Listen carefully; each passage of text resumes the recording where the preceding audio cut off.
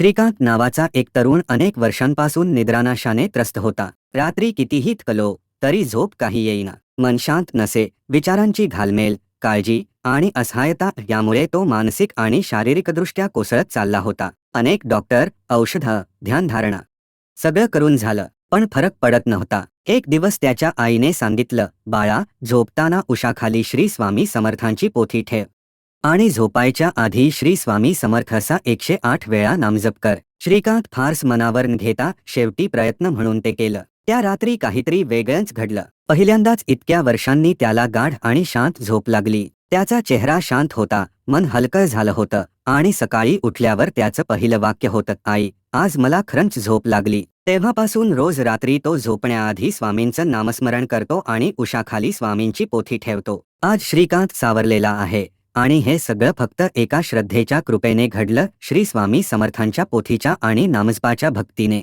मन अस्वस्थ असेल, विचार थांबत नसतील, निद्रानाशाने त्रास होत असेल तर एकदा प्रयत्न करून बघा.